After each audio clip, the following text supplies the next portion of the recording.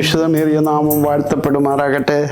ഇന്ന് പൽക്കാലം പിന്നെയും ഏത് രാവിലെ സമയം ദൈവസനെ അടുത്ത് വന്ന് നമ്മുടെ കർത്താവിനെ സ്തുതിച്ച് മഹത്വപ്പെടുത്തുവാൻ ദൈവം നമുക്ക് കൃപ തന്നതിനാൽ ഞാൻ കർത്താവിനെ സ്തുതിക്കുന്നു.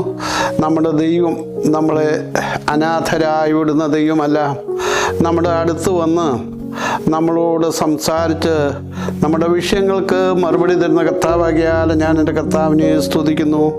യോഹന്നാൻ്റെ സുവിശേഷം 14-ാം അധ്യായം അതിൻ്റെ 18-19 വാക്യം വായിക്കുമ്പോൾ കർത്താവ് ക്രൂശിക്കപ്പെടുന്ന മുൻപായി തൻ്റെ ശിഷ്യന്മാരോട് പറഞ്ഞ ചില വാക്കുകളാണ്. വേറെ അനേക വാക്കുകളുണ്ട് എങ്കിലും അതിലെല്ലാം കടന്നു പോകാൻ ഞാൻ ആഗ്രഹിക്കുന്നില്ല.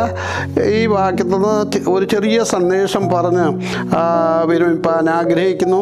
ഞാൻ നിങ്ങളെ അനാഥരായി വിടുകയില്ല, ഞാൻ നിങ്ങളുടെ അടുക്കൽ വരും. കുറഞ്ഞൊന്ന് കഴിഞ്ഞ് ലോകം എന്നെ കാണുകയില്ല, നിങ്ങളോ എന്നെ കാണും. ഞാൻ ജീവിക്കുന്നത് കൊണ്ട് നിങ്ങളും ജീവിച്ചിരിക്കുന്നു. കർത്താവിന് പരിശുദ്ധമേറിയ നാമം വാഴ്ത്തപ്പെടുമാറാകട്ടെ. ക്രൂശിക്കപ്പെടുന്ന മുൻപായി തൻ്റെ ശിഷ്യന്മാരുമായി കൂടിയിരിക്കുമ്പോൾ കർത്താവരോട് പറഞ്ഞു, ആമേൻ, ഞാൻ നിങ്ങളെ അനാഥരായി വിടുകയില്ല, ഞാൻ നിങ്ങളുടെ അടുക്കൽ വരും. ആമേൻ.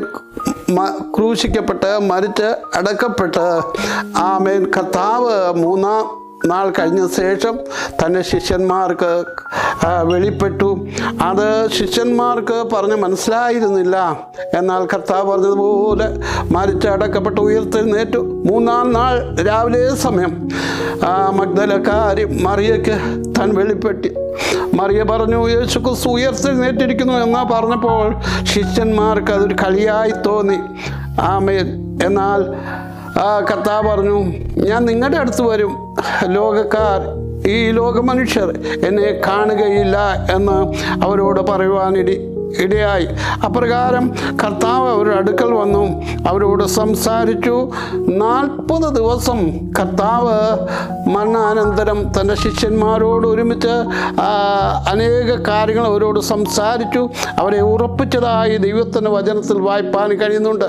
അപ്പോസ്തലപ്രവൃത്തി 1-ാം അധ്യായം 2-3 വാക്യങ്ങൾ വായിക്കുമ്പോൾ യേശു ക്രിസ്തു 40 ദിവസം അവരോട് കൂടെ ഇരുന്ന് നടന്ന് അവരോട് അനേക ആലോചനകൾ പറഞ്ഞു കൊടുത്ത് അവരെ ഉറപ്പിച്ചതായി, അവരെ വചനത്തിൽ ധൈര്യപ്പെടുത്തതായി നമുക്ക് കാണാൻ കഴിയുന്നുണ്ട്. അപ്രകാരം നമ്മുടെ കർത്താവിനെ സേവിച്ച് കർത്താവിനെ പിൻപറ്റുന്ന തൻ്റെ ജനത്തെ ദൈവം അനാഥരായി വിടാത്ത ദൈവമാണ്. അവരുടെ അടുക്കൽ വന്ന് അവർ പോകേണ്ട വഴി അവർക്ക് ആവശ്യമുള്ള ആലോചനകൾ പറഞ്ഞു കൊടുത്ത് ഈ ദുഷ്ടലോകത്തിൽ അവരെ ബലപ്പെടുത്തുന്ന ദൈവമാണ്. അതുകൊണ്ട് നമുക്ക് അവൻ്റെ കൃപയിൽ ആശ്രയിച്ചുകൊണ്ട് ഇന്ന് പൽക്കാലം അവൻ്റെ കൃപയിൽ നിൽപ്പാൻ തക്കവണ്ണം കർത്താവ് സഹായിക്കട്ടെ എന്ന് നമുക്ക് പ്രാർത്ഥിക്കാം. അൻപുള്ള കർത്താവേ, നല്ല ദൈവമേ, ഞാൻ നിങ്ങളെ അനാഥരായി വിടുകയില്ല എന്ന് പറഞ്ഞ കർത്താവ്. കർത്താവേ, ലോകം ഞങ്ങളെ തള്ളിക്കളയുമ്പോൾ ഞങ്ങളെ തള്ളിക്കളയാത്ത, ഞങ്ങളെ അനാഥരായി വിടാത്ത, ഞങ്ങളുടെ അടുക്കൽ വന്ന് ഞങ്ങളോട് ആലോചനയറിക്കുന്ന കർത്താവിനെ ഞങ്ങൾ സ്തുതിക്കട്ടെ. ഇതുപോലെ കാലം ഈ വചനം കേട്ട ഓരോരുത്തരോടും അവിടുന്ന് സംസാരിക്കും, മഹത്വത്തിനാക്കി ചെയ്യണം. രക്ഷകൻ്റെ അൻപുള്ള നാമത്തിൽ ഉപേക്ഷിക്കുന്നു. ദയതോന്നി കേൾക്കണം നല്ല പിതാവേ. ആമേൻ.